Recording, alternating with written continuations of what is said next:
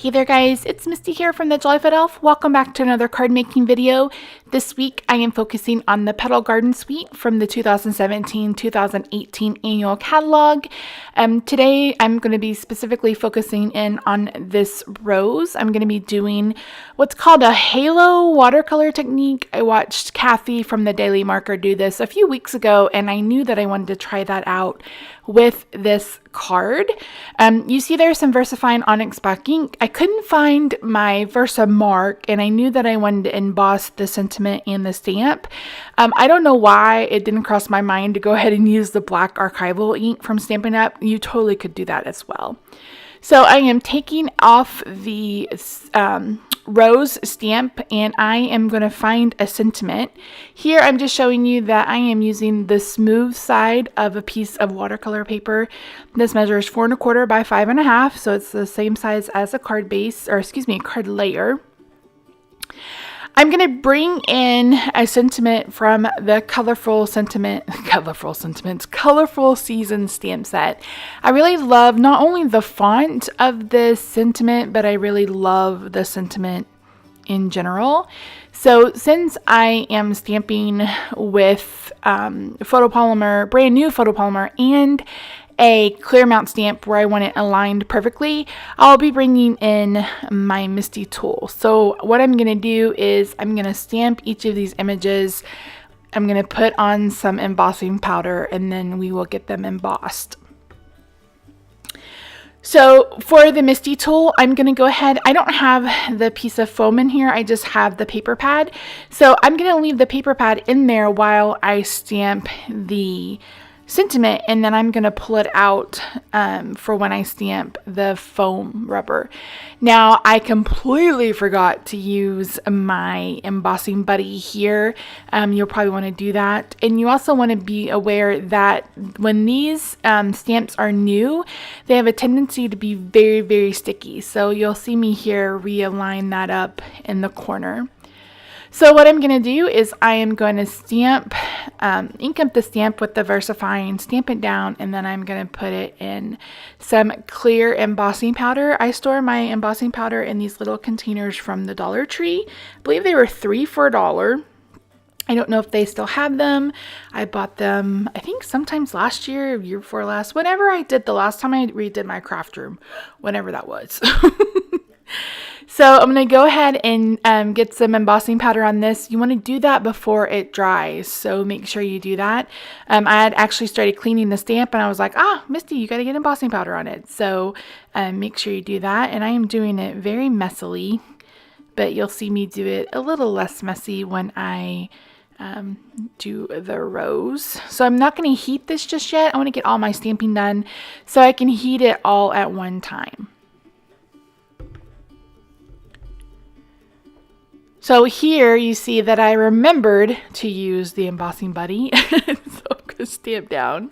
And I'm just lining this up where I want it. I want the leaf, that bottom leaf, to be just above the sentiment. And this is the easiest way, unless you want to use a Stamp-A-Majig, to line up your clear mount or your wood mount stamps because you just can't see it. So don't forget that I still have a D-stash going. You're more than welcome to check that out. I still have lots of things available and I have lowered the price on almost everything, I think. I need it out of my craft room and I want a new desk. So if you would like to contribute to the Get Misty a New Desk Fund, you know where to find the stuff. I'll have it linked down below, and I'll also try to throw up an eye in the sky, those little eye, a card, so you can click over and go see the video. I slowed it way down to, hopefully that will let everybody see it. I talk fast and I don't mean to, and I didn't realize how bad I'd rushed. So jace, it took me 7 or 8 hours to get everything together and then almost 2 hours of footage to film. So it took a hot minute. Last third. So the great thing here, like you with the Misty, is that you saw that I was able to restamp it. Now you can do this sometimes with photopolymer. I don't know what's wrong with me. I can never really seem to do that. So, but I like the fact that I didn't ink it up perfectly in the middle, so I was able to ink it up again. So here I am sprinkling the embossing powder all over the rose, and I'm just funneling it into this folded card, and then I'm going to put it back into the container. There, I didn't realize I had my hand on the today and wiped off half the embossing powder, so I had to put it back on. Listen, it wouldn't be a card of mine if I didn't make a mistake. So I'm just going to let my heat tool warm up. This is the heat tool from Stampin' Up, and I have it on the second setting, and I'm letting it heat up, and then we're going to get this melted. So this never gets old, like ever. I love embossing. I love watching embossing powder melt. I just think it's so cool. I think I mentioned I got into crafting because I was watching Martha Stewart, and she embossed a silver snowflake on Christmas cards, and I was hooked and went and bought all the stuff at Michael's when I had some money after that. So embossing has probably always been my favorite. I really, really love it. And I love that VersaFine Onyx Black. It's just a really black. And I would rather do it this way than try to use black embossing powder because it gets everywhere. It gets everywhere. So I'm going to let that cool. Oh, I missed a spot. I'm going to let that cool, and then we're going to get started on the watercolor. So I'm just going over it to make sure that it's exactly the way that I want it. So now I'm going to bring in my ink pads. I was testing which blue I wanted to use as the halo, and I decided on Pacific Point. And then I'm going to be bringing in some rich raspberry to add a purple border around it. Now I'm going to say this, I should have stopped while I was ahead, and I didn't, and that's okay. So I decided to go ahead and try wetting my paper. I did it a couple of different ways, but I really like the look of this. I think it's really gorgeous, and I really, really love this effect, and I would be happy to do it all the time. I'm considering taking some watercolor classes from like Sandy Allnock because I haven't had any art training, any art background, so it would be really nice to learn how to do shading and stuff like that. So I really should have stopped about right here with the sentiment. I think having the sentiment in white, I would have liked it better, but in that video, Kathy added in some purple shades, and I really, really liked it. You guys know me, I love me some purple, so I'm using some rich raspberry to kind of bring in that fade, so it fades from a purple to like this light magenta color, and I really, really like it. I do wish maybe I'd had a little bit more blue, but again, this was just me playing around. It was the very first time I've ever done it, so as I get a little bit better at it, see, I should have left it right there, and then I kept going. That's okay.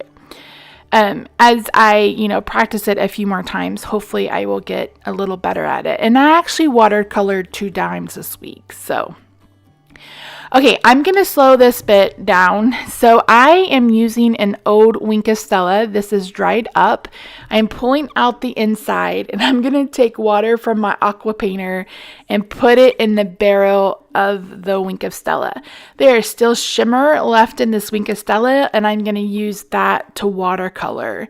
So yeah, I didn't want to take a minute to go grab water from the sink.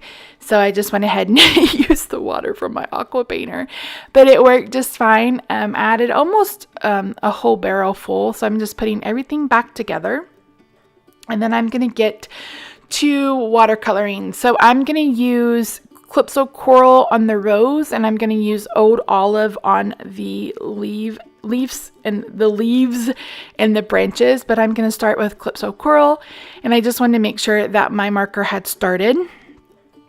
So this turned out so stinking beautiful. Like, I was really amazed how pretty it was. was. I really do love it though. It turned out so pretty. The only problem with this card is I think it took me an hour and a half, but I was just so indecisive and I wasn't sure what I was going to do.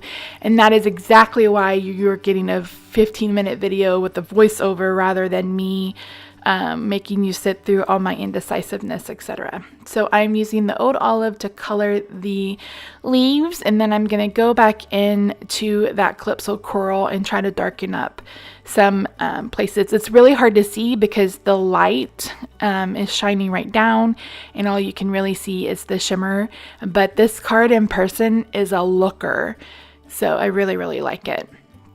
I went back and forth on what I wanted to do as far as a card base, and I cut out probably 30 minutes of me just trying to figure out what in the world I was going to do.